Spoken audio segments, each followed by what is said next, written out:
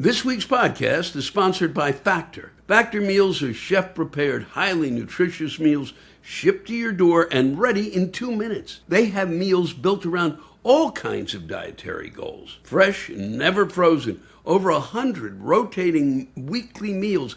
So head to factormeals.com/Lewis50off. Use code Lewis50off to get 50% off. Plus a free daily greens per box. With new subscriptions only while supplies last. Until September 27th. See website for more details. Thanks to Factor for sponsoring this episode. I just wanted to remind you folks that, especially those of you who live around the area of the Borgata in Atlantic City, and I'm going to be performing there on June 13th at the Music Box Theater there. Great room to watch comedy, and especially my comedy. It will be even more fun this time again because we will be doing reading rants. After I do my show, I will come back out and we'll be reading some rants that we're recording, and we'll end up on the podcast. So if you're coming to the show or you live in that area and you have something to say, you never know, sometimes people aren't sending in rants, so go ahead and send them in. I will continue to pick up on them and get them out there for you. June 13th, it'll be a lot of fun. It's a good time to be in Atlantic City because it's going to be hot as fuck. Otherwise, this could all go horribly wrong at any minute. Hello there and welcome to the 271st edition of Louis Black's Rantcast, entitled Running Out of Adjectives. Yes, we are, because as we try to deal with what's happening in terms of our government and the variety of things that occur on a daily basis, his lawyer was picked as going to be the new Attorney General. The president picks his personal lawyer to be the new Attorney General. The president picks his personal attorney to be the new Attorney General. What's the adjective? Huh? What adjective would you call that? I've run out. They're not even words to describe what's occurring. I used to think these things were fun. They're not funny. It's unbelievable. Don't even have the words to describe them. And then we feel obligated to describe them. And there's 100 places where they are describing them. And I find myself on a daily basis trying to describe them so that I can do this rantcast and have a whole variety of ways to talk about things that we shouldn't have to be dealing with on a daily basis. And then he picked that guy Pulte or Pooty or Ponty or Pinty, who was also a good pal and stuff, a friend of his, and wants him to be in charge of all of the intelligence, all of American intelligence. He'll just be there for a little while because he's not permanent. He's just he's temporary, and and he will be overseeing our. He's going to oversee our security. He's going to oversee our intelligence system, and he has nothing in his background. Nothing. What do you call that? Huh? What do you call it? What do you call it? What's the adjective? What adjectives would you use? Huh? Is there an adverb you might even try to flip in there? What? What do you say except outright insanity? Okay, and that's not an adjective. That's a condition. That's a condition that we find ourselves on a daily basis, and that's not an adjective. Because we need to find these adjectives in order to allow us to step back, or at least, maybe find a way to talk about it that is funny. Ha, ha, ha. Boy, that's a good adjective we picked to make it seem funnier than it is, and I'm scratching my eye in front of you. Why? Because I don't care, okay? Because I've got to get this out there, and if I have to do it while I'm scratching my eye, it's because things are leaking out of my body trying to come up with the proper words to kind of get a sense, a grip on what the hell it is that we're going through on a daily basis. He doesn't have any experience. And the one thing that the person who is in charge of our intelligence is he has to have had experience. He has to have had experience. So you just pick anybody temporarily and let them be in charge of it because it's just temporary. No, you don't get to do that. And is anybody standing up in Congress? We'll see. Now, a few of them are kind of trickling in, just enough to kind of get by, to squeeze by, to make it possible. for us to get to the next day and not feel like we're losing our fucking minds, and that maybe it is turning around, and that's and around and around and around and around, so that we're nauseous. Okay, that's what that does, and but there are no adjectives. There are no adjectives. We've gone through all of them. Okay, and I pretty much can guarantee that. And if I believed in artificial intelligence, I would turn to it. I'd ask ChatGPT or Booby Badu or OpenAI or whatever the one that Elon Musk has. And how would you describe Elon Musk at this point? He's got his SpaceX is going to make him a trillionaire. His SpaceX is going to make him a trillionaire. His SpaceX is going to make him a trillionaire because he's got people can now buy stock. It's public. It'll be publicly owned. Everybody will own it. It'll be just like the Green Bay Packers, only it's a rocket. It's just, he's going to be a trillionaire. What's the adjective for that, huh? You know, what is the adjective for that? There are none. None. Zip. Zilch. Zippo. And to describe what we go through when we go, to some of the restaurants we go to now, and there's just kind of like, gee, I've been sitting here for an hour and a half. I was wondering if we're ever going to get our food. No, you're going to get it, but I forgot to tell you the chef dropped dead 45 minutes ago. We're looking for another one. Or we ran out of potatoes because of the fact that we have these tariffs and the farm, and that we use local produce, and the farm in the area wasn't able to do anything because the war in Iran, which is not really a war anymore because they voted to cut funding or whatever they did this weekend, so that we weren't able to get the fertilizer, and so we're really sorry. We're a little behind in terms of our service tonight. But what's the adjective? Huh? What's the fucking adjective? It just goes and goes and goes, and why we try to keep up with the description of it. Pete Hegseth, God damn it. In a move that disproportionately targets women and minority officers, Defense Defense Secretary Pete Hegseth, who has no experience, should not be in charge of the Department of Defense, should not be in charge. Well, now the Department of War, that's his kind of experience because he can make it a little flashier. Why? Because he was in television. And what's the adjective when you assign somebody, once again, who really doesn't have the experience to be in charge of something, and you let him be in charge of it, and then he does things like this. He recently blocked the promotion of the promotions of 9 Navy officers who had been selected by a board of senior Navy admirals. The people who do know stuff, the people who do know stuff, the people who know stuff! God damn it! The net result of Mr. Hegseth's intervention is a slate of 22 nominees to be one-star admirals that bears little resemblance to the broader force these officers will help lead. Okay? Why? Because it won't have women and it won't have blacks. 3 of the officers removed by Mr. Hegseth from the promotion list are women, 2 of them are black, and an additional 4 are white men. I guess he just took them out because he didn't like their haircuts. They didn't use enough hair product, So he said, get the fuck out of here. How do we describe this situation?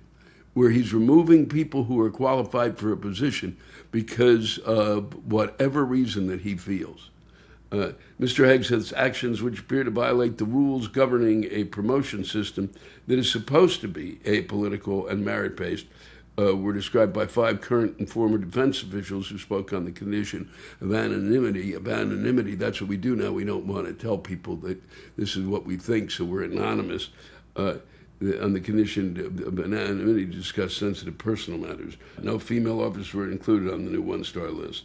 No female officers, which was released publicly in late May, despite the fact that women make up 21% of the active duty Navy, 21%. The list appears to include only 2 non-white officers, even though those sailors who identify as racial minorities make up about 38% of the active duty Navy.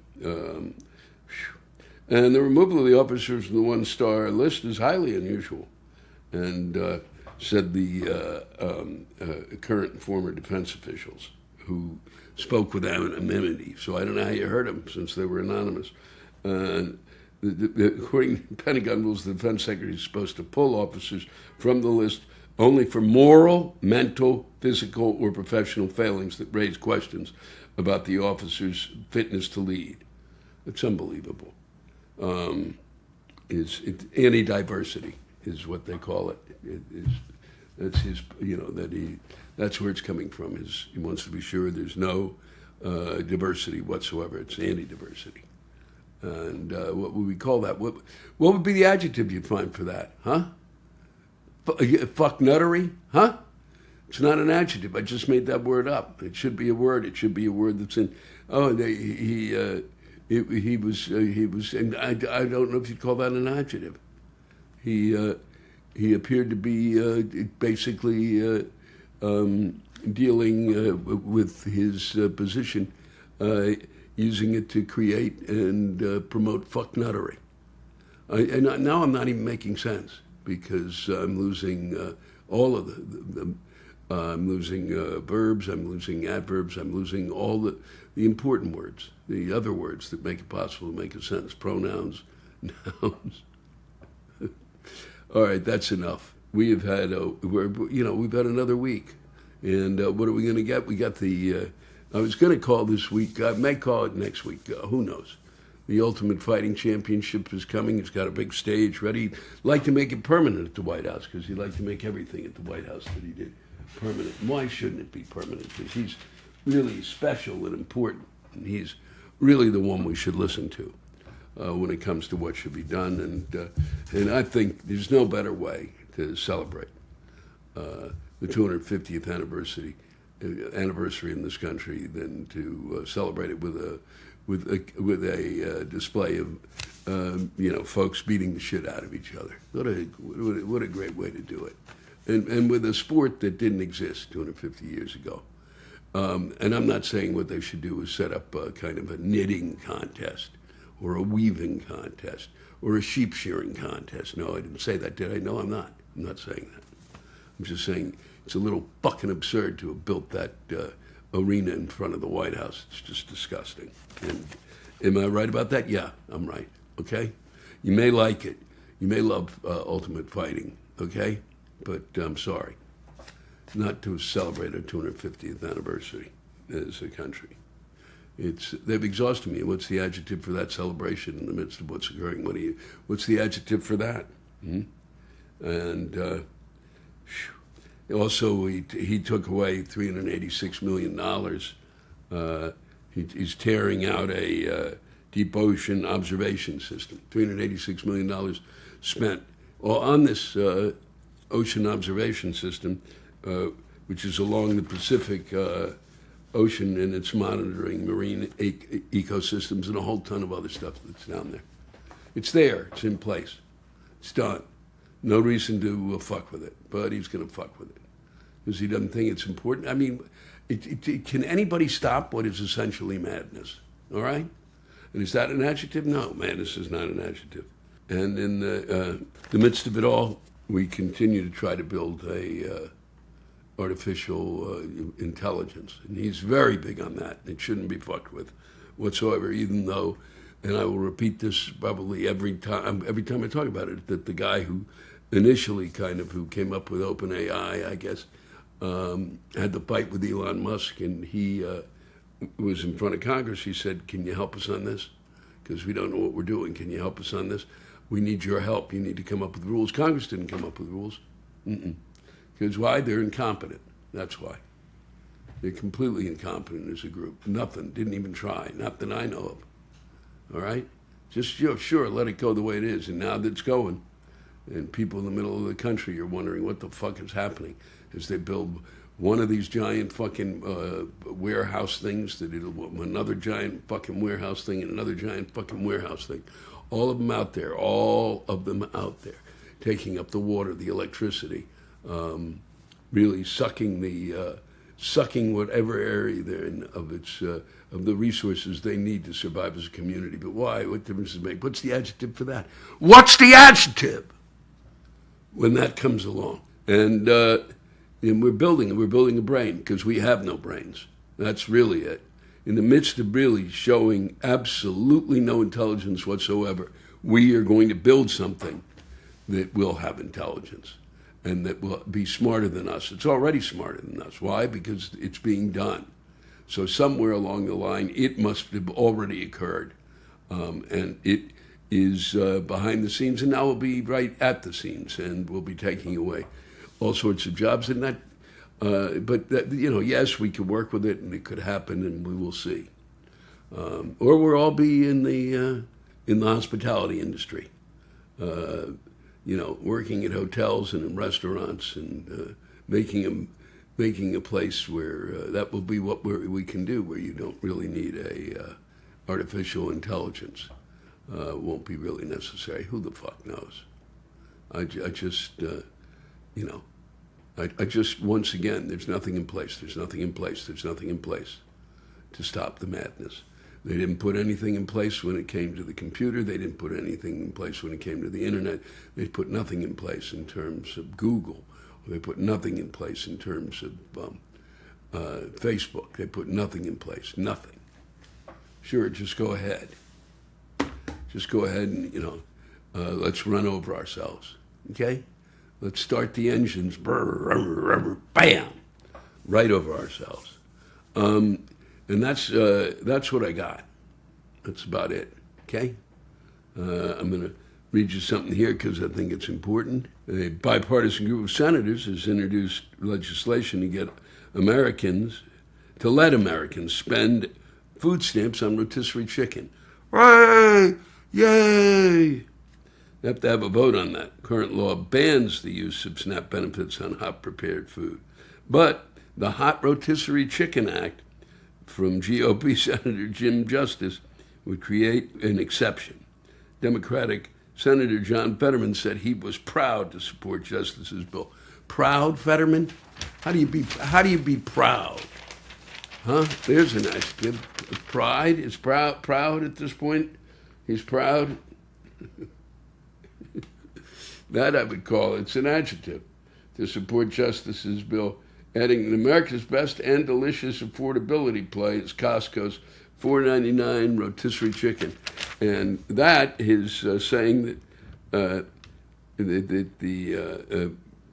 Costco's $4.99 rotisserie chicken is good and affordable is really the best thing that Fetterman said in the last since he's gone back to the Senate. Unbelievable. But that was not what I wanted to read. There was something else that was just appalling.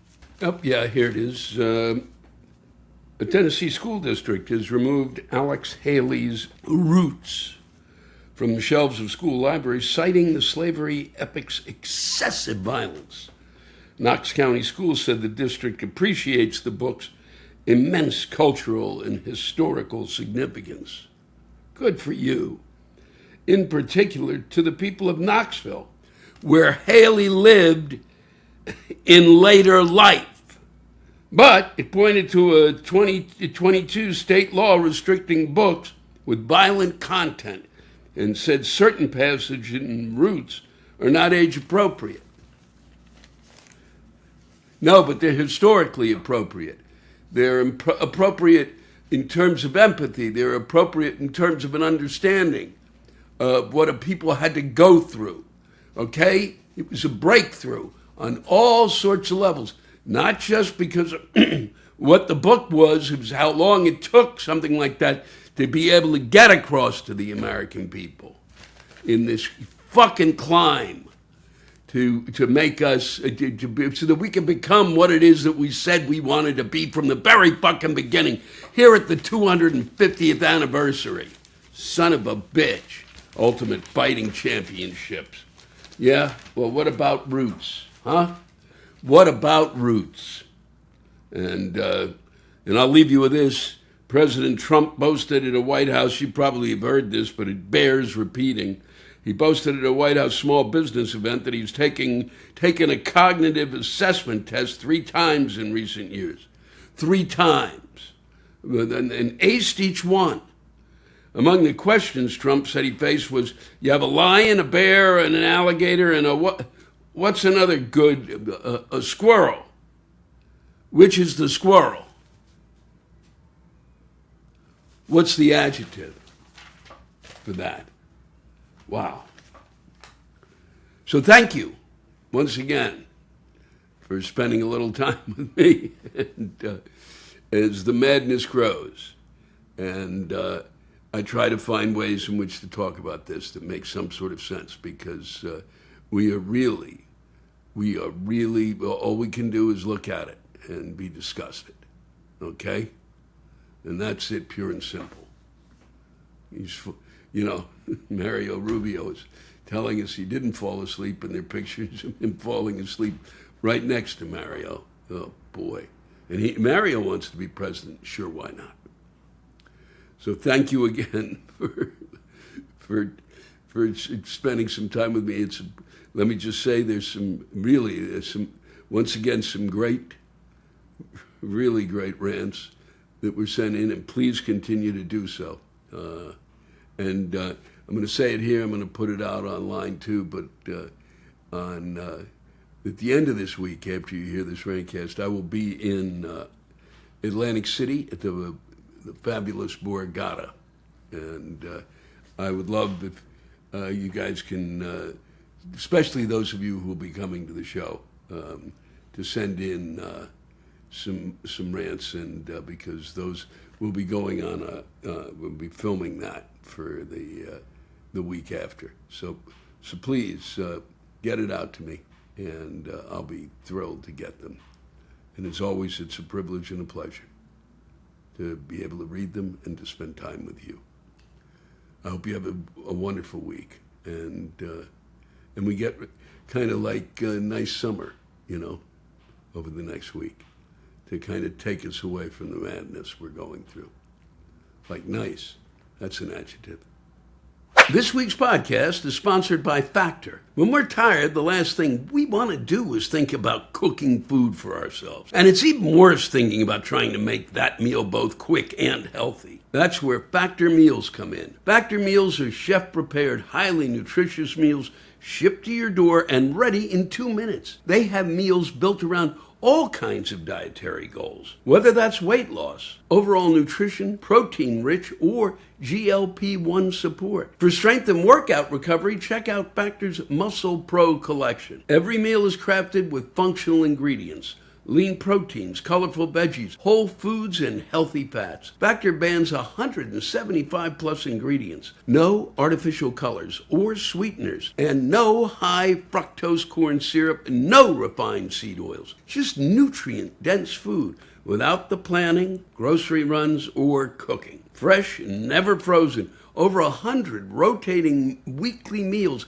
including globally inspired flavors like Mediterranean and Asian. So there's always something new to look forward to. They just launched ready-to-eat salads with vibrant ingredients like elote corn and miso and edamame, plus 70 add-ons to round out your nutrition, from green juices to peanut butter energy bites.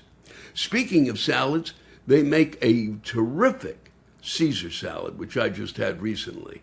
And I'm looking forward to their tangy southern chicken, because I've had a couple of their chicken dishes which I've enjoyed, and their roasted salmon with dill yogurt. So head to factormeals.com/Lewis50off. Use code Lewis50off to get 50% off, plus a free daily greens per box, with new subscriptions only while supplies last, until September 27th. See website for more details. Thanks to Factor for sponsoring this episode.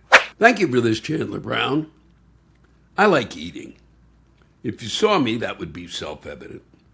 And I enjoy fine dining, unique experiences, and off-the-wall dishes. So many times, when dining at upper-end restaurants, there is a menu item I absolutely loathe: the fucking wedge salad. I'll gladly pay $50 plus for a chef to transform an ingredient into a work of edible art. But $20 for you to cut a head of iceberg lettuce 4 times? Go fuck yourself. It's the laziest salad ever. 4 cuts with a knife. Drizzle some dressing on it. Maybe some bacon bits if they are feeling adventurous. What the fuck is that? What culinary skills are you showcasing? Why is this shit a standard on fine dining menus? It's bullshit. Wow, Chandler. I had never looked at the wedge salad that way. I've always looked at it as the delivery system for blue cheese. Blue cheese dressing. Seriously. That's why I usually would get it. I want some blue cheese dressing. Here's an important piece, I believe, from Chandler Brown. Important that it expresses a frustration that many of us feel. Asher more than others, for reasons you'll understand. Welcome to my nightmare that the capitalist society has not so lovingly labeled the medical industry. I'm one of the disabled poor, none of whom receive high-quality health care. Getting access even to reasonable care requires the efforts of a part-time to a full-time job, all done in tedious secretarial efforts and so much waiting. The tasks are set by high standards, infuriating actions necessary to make any progress, and now consistently attempting to bypass the AI and be heard by an actual person. When you add anything such as medical transportation to the mix, it's an entire second part or full-time job to enact the benefits of. I'm not alone in the spiritual crushing that is the battles, uphill in the snow, both ways barefoot, of seeking out the right treatment for the right things in the right order. Allopathic medicine utilizes the single body part by single body part view of treatment, and rarely to never do they consider the whole body. If prioritizing isn't perfect, diagnoses are unclear, or if the treatment isn't the correct one for the issue, the person will inevitably crash. There is no covered care coordination, and any case manager is extremely limited on what services they can provide. I'm more than angry that I must see so many people absolutely not receiving quality medical and quality mental health care. I'm disgusted, disappointed, and enraged. In all my constant efforts to access my benefits, health care insurance, while in abject poverty, for myself and my children, I am left no time or energy to insist in helping the countless others out there who are suffering. These people need more help, better help, and it doesn't exist because it's not health care. This is a business. This is a self-professed industry designed more towards profits than people. How dare they? These supposed human people who are not among my kind, the marginalized, the disabled, the poor, do they not know they are one tragedy away from being one of us? I didn't know for all my able years that I carried pieces of ableism inside my mentality. It wasn't until I was disabled that I really began to understand how ableist this society actually is. Please look into the vast differences in treatments and care received between the various classes in this country. The rich and even the upper middle class, they experience a level and quality of care denied to me in this industry due to my class and status. For real. Thank you, Asher, for making a lot of points that were really important. A lot of the times, though, in terms of medicine, it's granted, the better off you are, the more opportunity you have to really see a good doctor. But finding a doctor who's really good at times, too, is rough, really rough. And so I can't imagine the position you're in. But what do you mean I can't imagine? I was in that position, actually. I had no money, and I had to go to a clinic that they would set up once a week around the corner in the East Village. Not at a hospital. It was kind of just set up in a community center. Ooh. You just went in, and I wasn't, well, I'll tell the story. So I went in, and I wasn't feeling well. I was feeling terrible, and it felt like no matter if I drank water, it just went through me. I mean, not, I put it in my mouth and it was gone. I mean, literally just went into my system. It was like I was an overheated radiator. So I went around the corner and they saw me and they said, well, just rest, et cetera, et cetera. And then they were going to take a urine sample to check and check some things. And I went to the bathroom and I peed Coca-Cola. I peed Coke. It was Coke. And so I went and to the lady and she said, well, no, to the woman I checked in with, I said, well, I'm going. And she said, well, if you have troubles. And I said, oh, no, I have troubles. I said, here, I'm going to have to see a doctor again.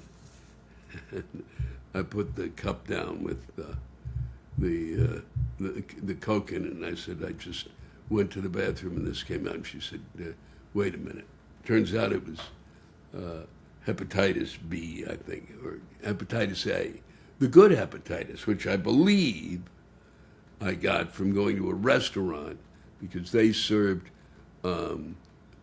crabs. And in my neighborhood, in the East Village, and I was so excited. And I was there, I had some oysters, and I think that kind of set it off, who knows. Thank you, Asher, for sharing. Joe Batasuski, and I'm sticking to it. Hi, Louis. Thanks for allowing me to burn off my frustration and anger like a firecracker fuse. I was at a coffee shop the other day and brought 2 coffees and a water that cost fucking $20. I was only there for a meeting, not a fucking bed and breakfast. Anyway, so I handed the girl a $50 bill. She took it and threw it in the register like it was a rat's tail. I said, excuse me, I handed you a 50. She looked at me and said, I closed the register drawer. I said, well, open it up because my change is screaming to get out. She looked at me like I was asking her to open the Elon Musk vault of America's money. Then I realized I'm dealing with a person who only holds conversations via text messages with fucking ridiculous emojis and internet slang that the fucking best spy decoders couldn't decode. I said, I gave you $50 and it cost $20. I get money back. I shit you not, Louis. She pulls out a calculator. She calls over her manager, who has to be in her late 20s, and the girl explains the situation. Me, standing in a state of dis-fucking-belief, watches as the manager opens the calculator on her phone. Now approaching 10 minutes at the counter, and my hot coffee turning into an ice cap. I say, excuse me. They both look up. I hold up 5 fingers, tell them pretend this is $50. And the cost of my order is $20. So take away 20 from 50, what do you have? So I do with my fingers, show 3 or 30 based on my example. The manager actually said, so it's not $3? I said, no, $30. $30 is the change you owe me. Holy fuck, Louis. The dumbing down of America sure didn't take long.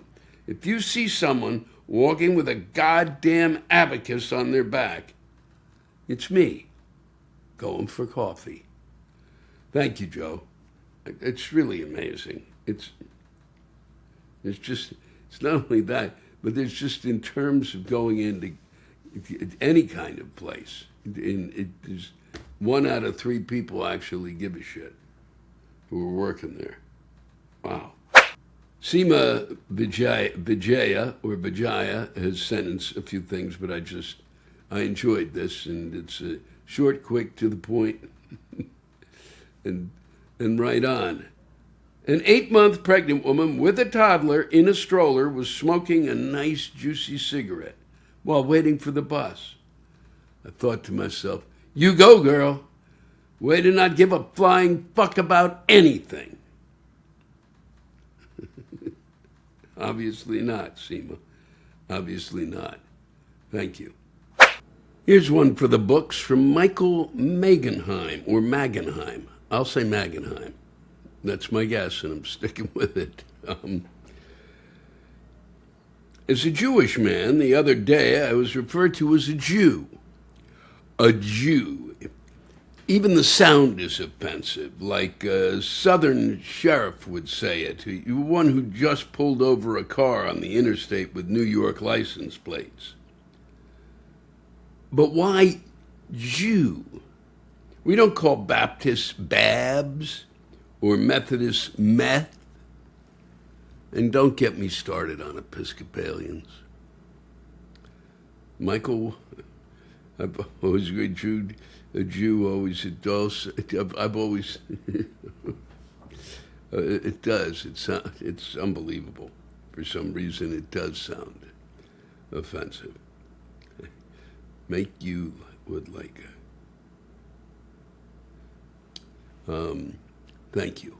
I just kind of was trying to. There was the way in which I changed your sentence a little here because I didn't quite work the way you had it, and it's probably me. I'm sure it's me. Thank you, Michael. Thank you for sharing that. Thanks to all of you for listening to my Rantcast. If you have a rant you want to get off your chest, send it in to me at lewisblack.com/live. You can think of it as therapy, or whatever you want to think of it as. Just let it rip. And I want to thank the true stars of our show, the ranters, and the splendid rants they gave us.